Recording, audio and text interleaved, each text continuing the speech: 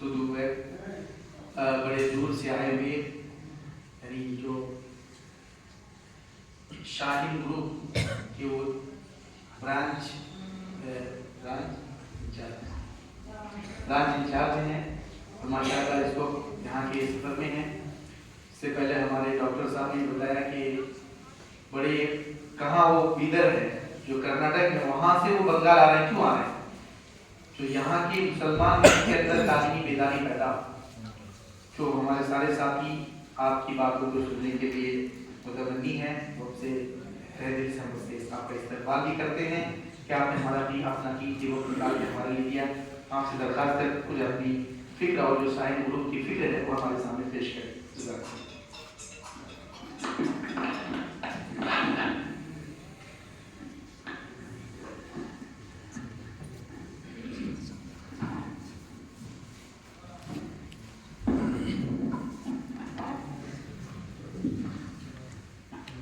السلام علیکم ورحمۃ اللہ وبرکاتہ۔ بسم اللہ الرحمن الرحیم۔ ان الحمد للہ نحمده ونصلی علی رسوله الکریم، اما بعد۔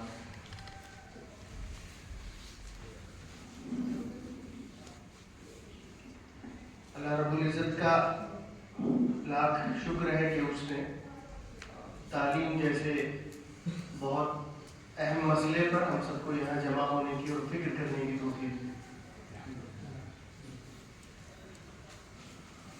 اور سعادت کی بات یہ ہے کہ اس نازک مسئلے پر غور کرنے کے لیے ہم لوگ اللہ کے مقدس گھر میں جمع ہیں۔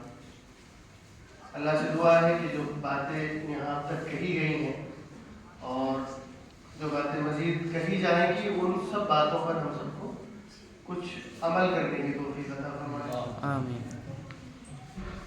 تعلیم کے حوالے سے پچھلے تقریباً 1.5 گھنٹے سے بہت قیمتی باتیں آپ کے سامنے رکھی گئی۔ خاص طور سے میرے برابر میں تشریف فرما جناب نور الاسلام صاحب نے جو باتیں کی، اگرچہ میں بنگلہ نہیں جانتا لیکن پھر بھی بہت ساری باتوں کو میں نے سمجھنے کی کوشش کی۔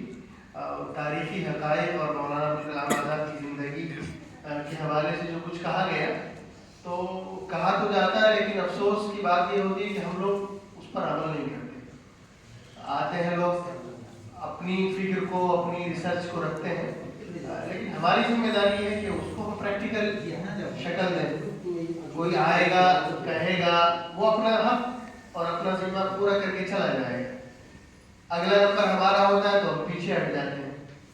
بہرحال مجھے موٹیویشن کے تعلق سے تو باتیں نہیں کرنی، کچھ پریکٹیکل چیزیں آپ کے سامنے رکھنی ہیں، کیونکہ تمام لوگوں نے جو باتیں کی وہ بہت ترغیبی باتیں تھیں۔ اللہ کرے کہ ہم سب کو اس پر عمل کی توفیق مل جائے۔ شاہین گروپ کا ایک تعارف پورے ملک میں اللہ کے فضل سے ہے، اور جو کام شاہین گروپ کے ذریعے سے اللہ نے اس ملک پر لیا ہے وہ بڑا نمایاں ہے۔ پچھلے 35 سال پہلے یہ ادارہ 17 بچوں سے شروع ہوا تھا، اور ایک چھوٹے سے کمرے میں جو انڈر کنسٹرکشن تھا، پلاسٹر بھی ٹوٹا ہوا تھا، شٹر بھی نہیں تھا، بن ہی رہا تھا وہ کمرہ، ایک فکر کے ساتھ ایک اسکول کی شروعات ہوئی، اور آج 35 سال کے بعد اللہ کے فضل سے 100 سے زائد برانچز ہیں شاہین کے پورے ملک میں، اور سعودیہ میں 3 برانچز ہیں، اور جملہ 35,000 طلباء کی خدمت یہ ادارہ کر رہا ہے، اللہ کا فضل ہے۔ مختلف ڈپارٹمنٹس ہیں شاہین کے اندر، خاص طور سے نیٹ کی وجہ سے، جیسے آپ کا بنگال میں الگ مشن ہے جو بہت نمایاں کارنامہ کر رہا ہے، اسی طرح سے شاہین بھی ہر سال 500 سے 600 کے درمیان free government medical MBBS seat مسلم قوم کے بچوں کو خاص طور سے دلوا رہا ہے، جو بڑی خدمت ہے۔ شاہین کا پچھلے 15 سال سے ایک پروگرام ملک بھر میں شروع ہوا تھا، ایسے بچوں کو لے کر جو تعلیم چھوڑ دیتے ہیں۔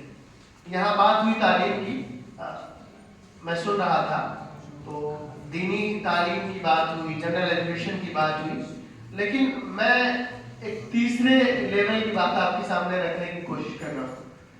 ہمارے سماج میں 3 طرح کے بچے ہوتے ہیں.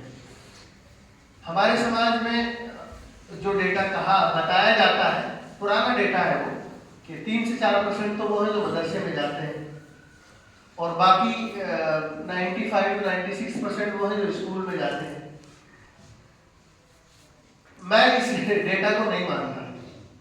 میں اس لیے نہیں مانتا کہ اگر 100% بچے مدرسے اور اسکول میں جا رہے ہیں تو پھر گلی محلے میں نظر آنے والے بچے کون ہیں جو کہیں بھی نہیں جا رہے، نہ اسکول میں جا رہے ہیں نہ مدرسے میں جا رہے ہیں. بہرحال وہ ڈیٹا کتنا ہے، کتنے بچے کہاں جا رہے ہیں، وہ ایک الگ ریسرچ کا ٹاپک ہے.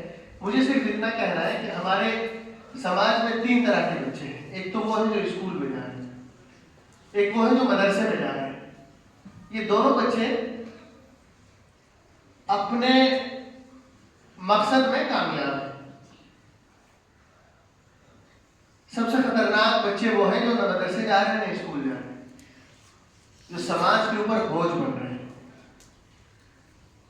جو نشے کی طرف جا رہے ہیں، جو چوریوں کی طرف جا رہے ہیں، جو دیگر جرائم کی طرف جا رہے ہیں، جو کرائمز کا ریشو بڑھانے کی طرف جا رہے ہیں، جو اگلے 10 سال کے بعد اپنی فیملی کے ذمہ دار بنیں گے، جو 20 سال کے بعد اپنے پریوار کے ذمہ دار بنیں گے، جو 40 سال کے بعد اپنے خاندان کے ذمہ دار بنیں گے.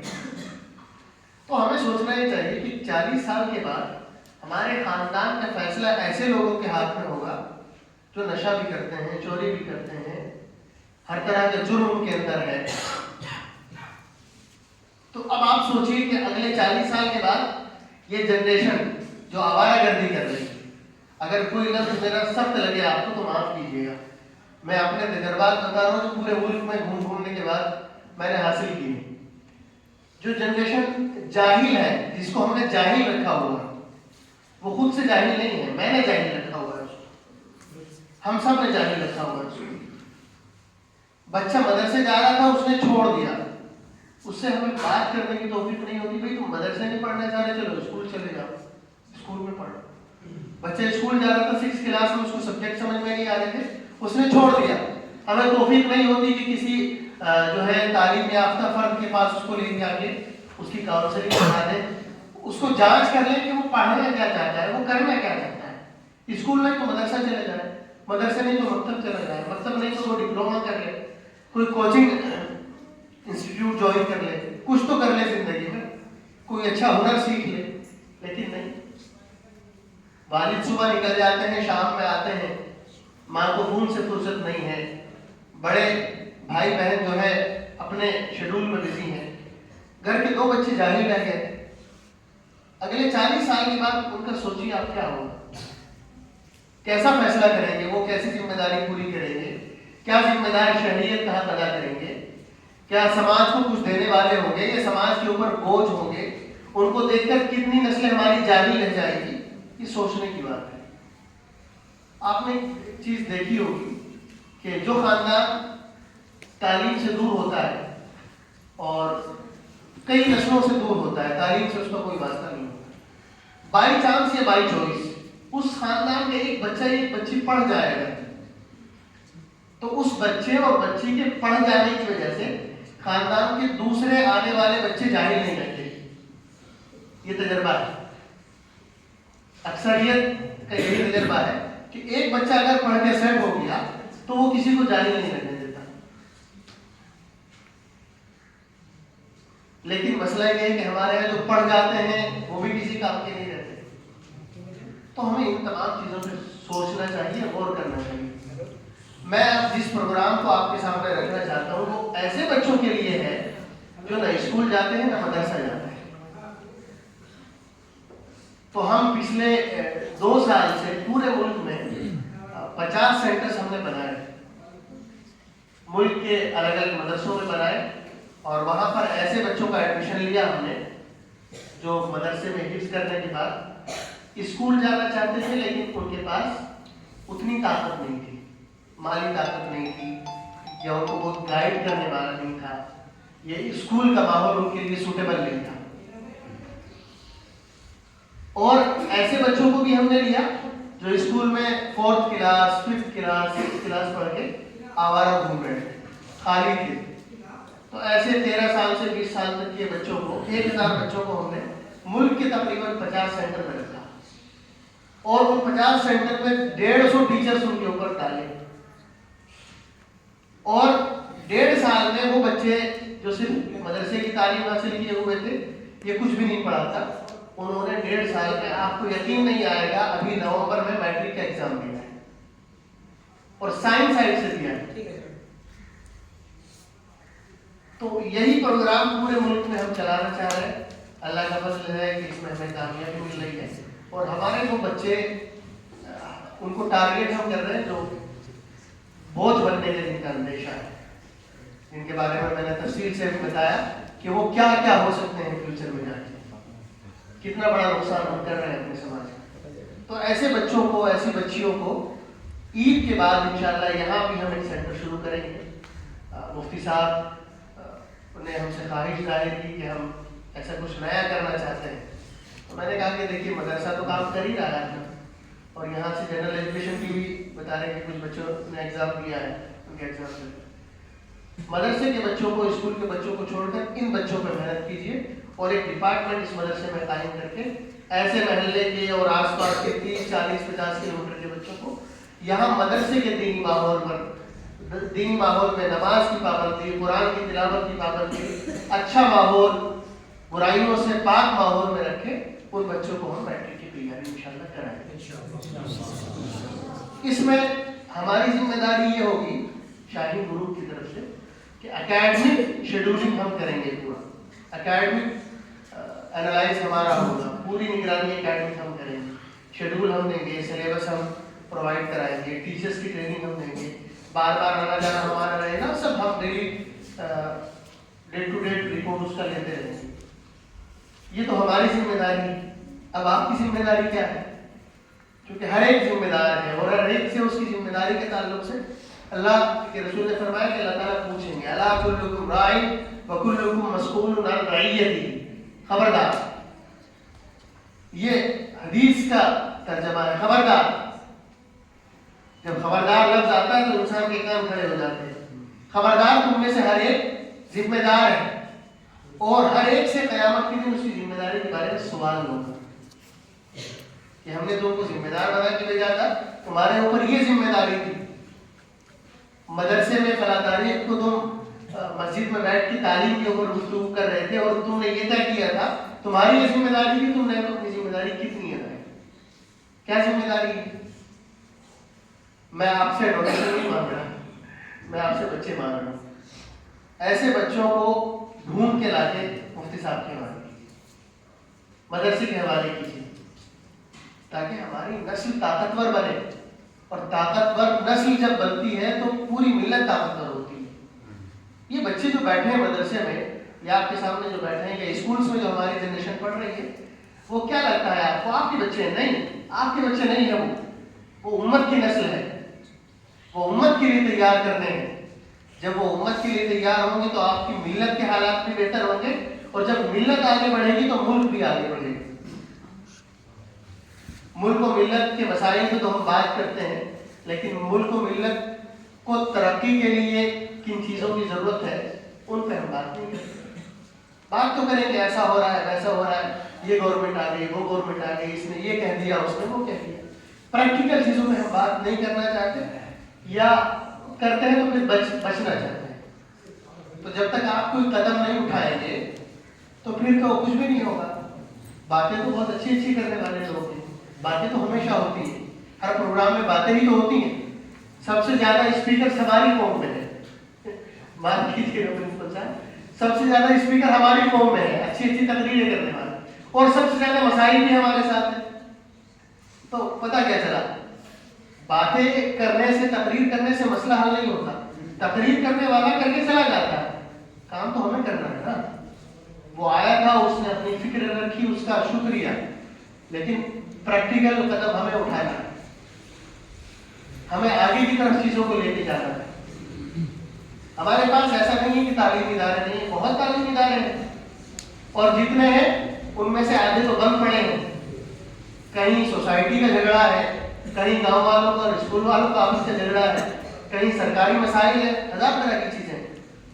معلوم نہیں چلا کہ بنا تو لیے ہم نے، ریسورسز تو ہیں، لیکن ان کو یوٹیلائز نہیں کر پا رہے, ان کو چلا نہیں پا رہے. تو دیکھیے مزید تعلیمی اداروں کی جہاں ضرورت ہے وہاں بننے چاہیے, لیکن جو ہے بہت ہے, ان کا صحیح استعمال آپ کر لیجیے. یہ اتنا بڑا مدرسہ ہے, اس مدرسے کا 1 انچ بھی اگر خالی ہے, 1 انچ بھی, اور صرف اس مدرسے کا نہیں, ہمارے اسکولز کا, ہماری یونیورسٹیز کا, ہمارے کالجز کا, ہماری مساجد کا 1 انچ بھی اگر خالی ہے تو اس کا بھی سوال ہوگا اللہ سے کہ ملت کے پیسوں سے یہ عمارت بنی ہے, اسکول بنا ہے, مسجد بنی ہے, مدرسہ بنا ہے, کئی کئی منزلیں خالی پڑی ہیں, کوئی استعمال نہیں ہو رہا. ہمارے یہاں تو مساجد کا استعمال بھی صرف نماز کے لیے ہوتا ہے. افسوس کی بات, یہ تبلیغی جماعت آتی ہے تو بیچارے وہ لوگ کام کر لیتے ہیں. ہم نے بیدر میں, یہاں ہمارا مین کیمپس ہے, آپ کو بڑا عجیب لگے گا, اس شہر میں 137 مسجدیں ہیں, 137.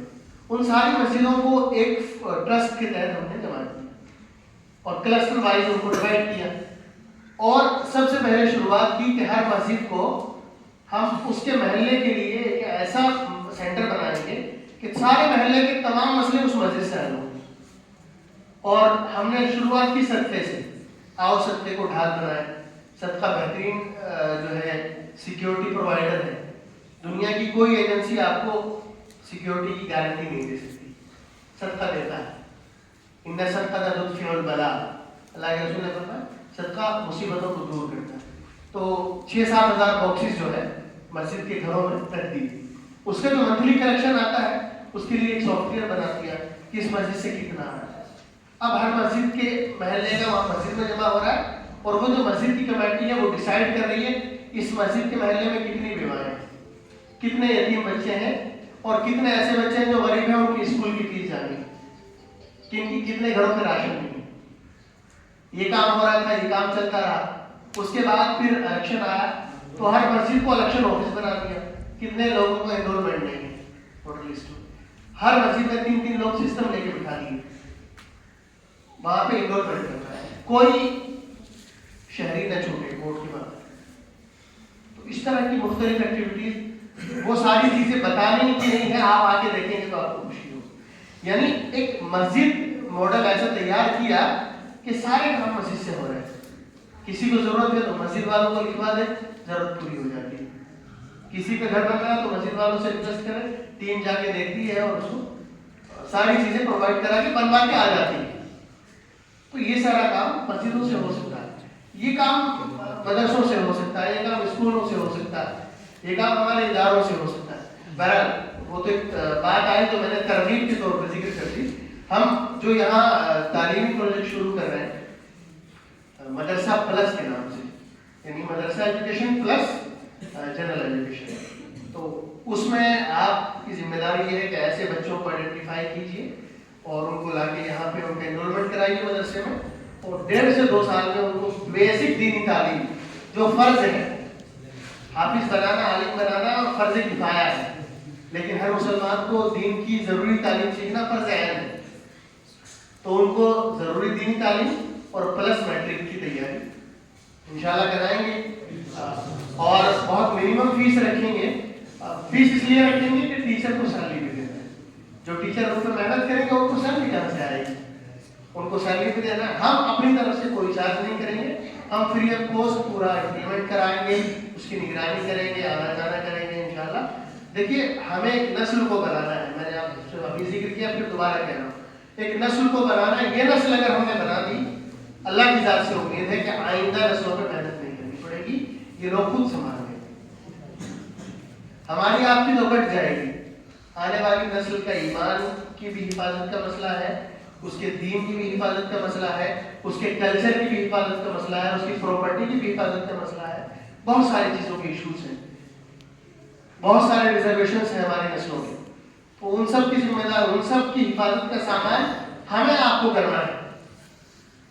تو بس یہی میری گزارش ہے کہ یہ پروگرام یہاں انشاءاللہ شروع ہوگا عید کے بعد, اور اس پروگرام میں 30, 40, 50 ایسے بچے جو نہ مدرسے جا رہے ہیں نہ اسکول جا رہے ہیں, اگر ان کو کچھ بھی نہیں آتا تب بھی آپ لا کے دیکھیں انشاءاللہ ہم کو پڑھائیں گے, ان کو تیار کریں گے. جب وہ 10ویں کریں گے اس کے بعد 11, 12 کا مسئلہ ہے انشاءاللہ اللہ تعالیٰ اس کے لیے بھی انتظام کرے گا. ہم پرنسپل صاحب سے ریکویسٹ کریں گے. اللہ تعالیٰ لوگوں کو کھڑا کر دے گا. کب کھڑا کرے گا؟ جب آپ کھڑے ہونے کی ہمت کریں. آپ کھڑے ہونے کی ہمت نہیں کریں گے تو کوئی بھی لاٹھی کسی کام کی ہوگی. اور انسان کو اگر لاٹھی کا سہارا مل رہا ہے تو میں یہ کہتا ہوں کہ لاٹھی کے سہارے نہ رہیں. وہ اس لاٹھی کے سہارے چلنا سیکھ لیں اور لاٹھی کو ثابت کر دیں. تو ہم جو چیزیں آپ کو دے رہے ہیں, آپ کو اگر پسند آ رہی ہے تو آپ ان سے سیکھ لیجئے, پھر ہمیں خدا حافظ کہہ دیجئے اور اپنا کام کیجیے. مقصد کام ہے, کام ہونا چاہیے. کام ہوگا تو آپ کے دل کو وہ خوشی ملے گی, یقین جانیے وہ خوشی ملے گی کہ آپ تصور نہیں کریں. جب آپ 2 سال کے بعد یہاں کے بیٹھیں گے اور بچوں کا رزلٹ دیکھیں گے تو آپ کو لگے گا کہ واقعتاً جو ہے ہماری چھوٹی سی کوششوں سے کسی کا بھلا ہو گیا ہے. اللہ سے یہی دعا ہے کہ اللہ پاک جو ہے ہم سب کے یہاں بیٹھنے کو, ہماری فکروں کو قبول کرے اور ہمیں بار بار اس طرح کی گیدرنگز کے موقع دے, اور گیدرنگ کے بعد پریکٹیکل کے بھی موقع دے, پریکٹیکل کی توفیق دے, اور ہم یہ پیغام جو ہے ان لوگوں تک بھی پہنچائیں جن تک پہنچنا چاہیے, جو نہیں آ سکے ہیں. اپنے گھر کی خواتین سے بھی ذکر کریں, اپنے گھر کے پڑھے لکھے بچوں سے بھی ذکر کریں, اور اپنے محلے کے ہر فرد سے اس چیز کا ذکر کریں, اور پورے گاؤں میں, پورے علاقے کی مساجد میں یہ اعلان ہو جائے جمعے کے خطبے کے موقع پر کہ اس طرح کے بچوں کی تعلیم کا انتظام انشاءاللہ عید کے بعد یہاں مدرسے میں ہوگا. اور میں تو یہ چاہتا ہوں کہ جس طرح تبلیغی جماعت گھر گھر جا کے محنت کرتی ہے, اس طرح ایک تعلیمی جماعت یہاں آپ بنا لیں, اور 4-5 ذمہ دار حضرات ہر گھر کا دروازہ جا کے کھٹکھٹائیں اور دیکھیں کہ اس گھر میں ایسے کتنے بچے ہیں جن کو پڑھنا چاہیے لیکن وہ پڑھ نہیں رہے. ان بچوں کے پیرنٹس سے بات کریں, ان بچوں کو سمجھائیں, اور یہاں سے ذمہ دار طے ہو کے جائیں, اور بعد آپ کا پورا ڈیٹا ان کا لاگے یہاں دیں تاکہ یہاں سے بھی فالو اپ ہوتا رہے. یہ ایک نظام بنا لیں تو انشاءاللہ ایڈمیشنز بھی ملیں گے اور ہمارا پروگرام اور ہمارا مقصد بھی انشاءاللہ کامیاب ہوگا. اللہ پاک ہم سب کو عمل کی توفیق عطا فرمائے. وما توفیقی الا باللہ. السلام علیکم ورحمۃ اللہ وبرکاتہ.